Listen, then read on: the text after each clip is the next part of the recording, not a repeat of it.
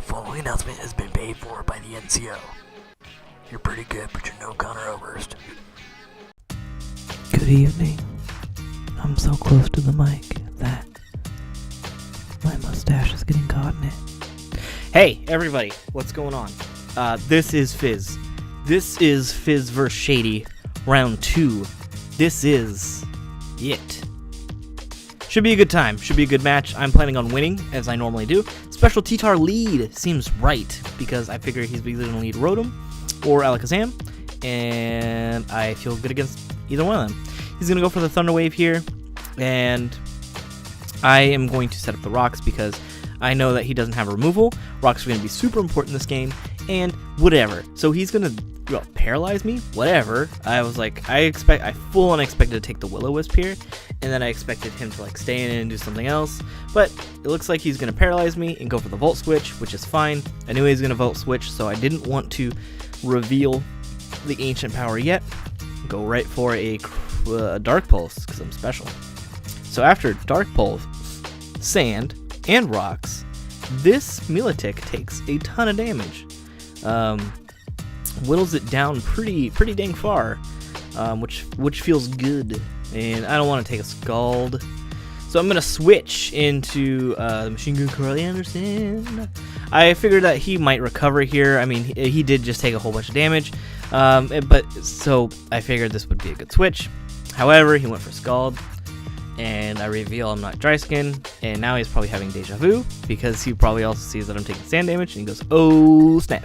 He is Solar Power, no doubt about it. There's no ifs, ands, or buts.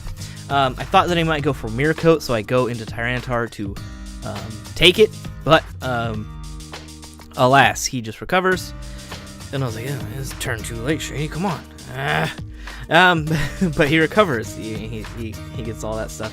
And I'm like, well, I'm just going to switch back out. I'm going to go into the Cleaner, because, you know what, I can take a Scald, and I can take it pretty well. I know I have Black Sludge this week, so I'm going to get some lefties back. Actually, Sand ends just in time. That feels pretty good. And then I have to go, alright, well, something goes to sleep now. Let's find out what it is. He actually just leaves in the Milotic, and I'm like, hey, alright.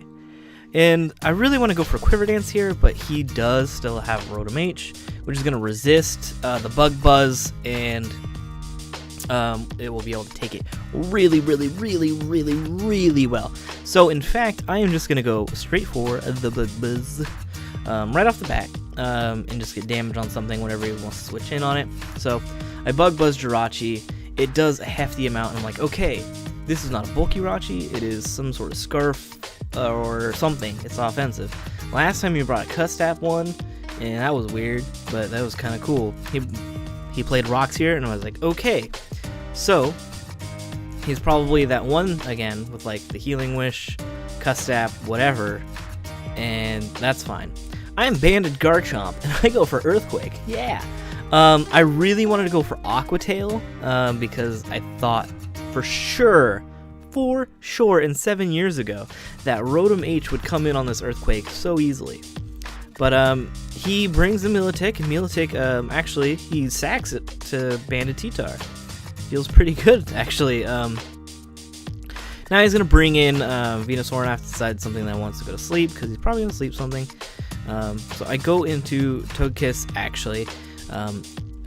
It's kind of my checkmate to Venusaur, and he Megas up, and he's actually going for Knockoff. Pretty good. I can live without the leftovers at this point. I was like, nah, you know what? That's not so bad. However, leftover recovery is always nice, and it would have been nice to have, but whatever. So I just go for Air Slash, because Air Slash is good. I figured if he's going to switch, it's going to be in a Rotom, so I don't want to go for a Thunder Wave here. Just Air Slash seemed nice. So I did it, and then I switched into a T-Tar, because T-Tar can take anything that this Rotom is going to do. Should it go for a Hidden Power Ice? I eat it. Should he go for a Stab Anything? I eat it. Should he go for another status move? I eat it too. The thing is, Tyranitar, if you put anything in front of him, He's gonna nom it. It's like, hey Titar, is there anything that you won't eat? Nah. Hey, so he switches out. I go for Dark Pulse. Mega Venusaur takes Dark Pulse, it takes rocks, it takes sand, and it's getting whittled down by the bit. What? So I go into the cleaner here because I figure he's either gonna knock off or probably sleep. And I think sleep, or I'm thinking actually sleep or like Giga Drain. And I was like, yeah, the cleaner. So he sleeps the cleaner, which is a shame. I don't like it because it actually would have been really cool to have later on.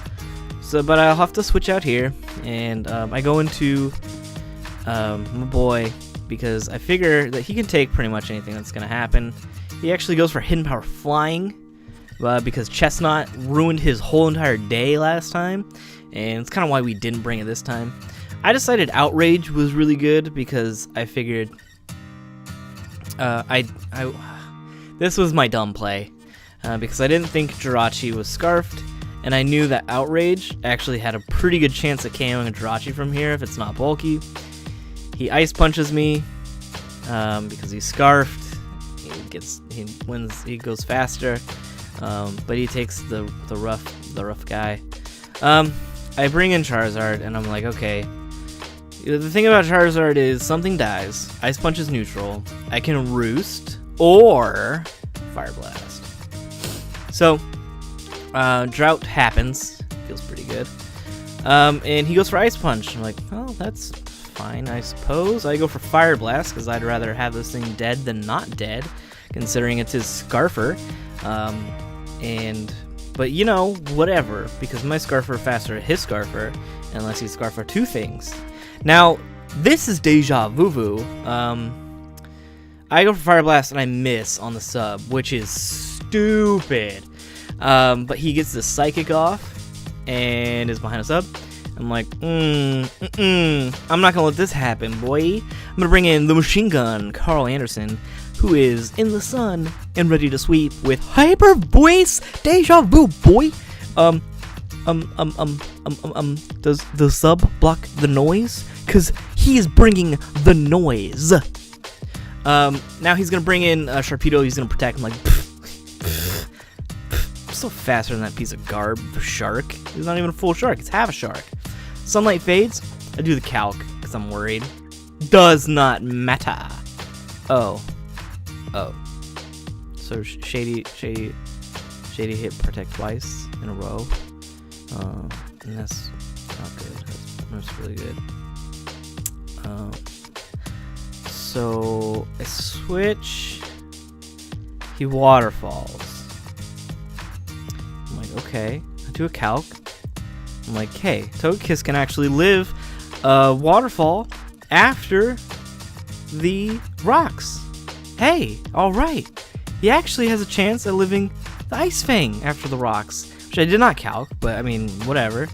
But, you know, he gets a crit, which it didn't need a crit, but he needed a high roll.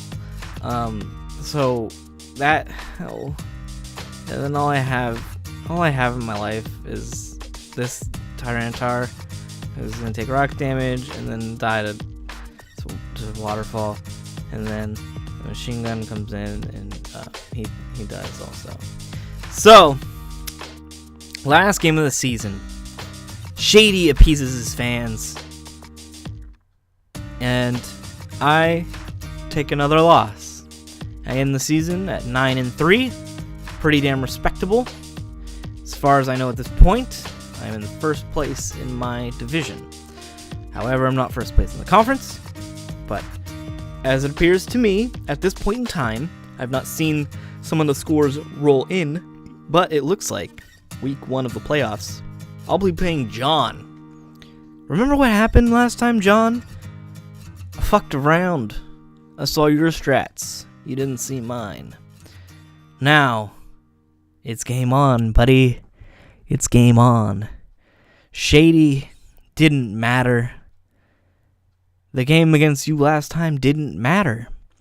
And in fact, you don't matter now. What matters is the championship and how I am going to take it. It is mine for the taking, and I will take it. So, John, next week you will lose, and then I will play whatever jabroni tries to stand in my way, and they will lose. And then whatever jabroni is left from the Johto, or should I say, Joke-To conference,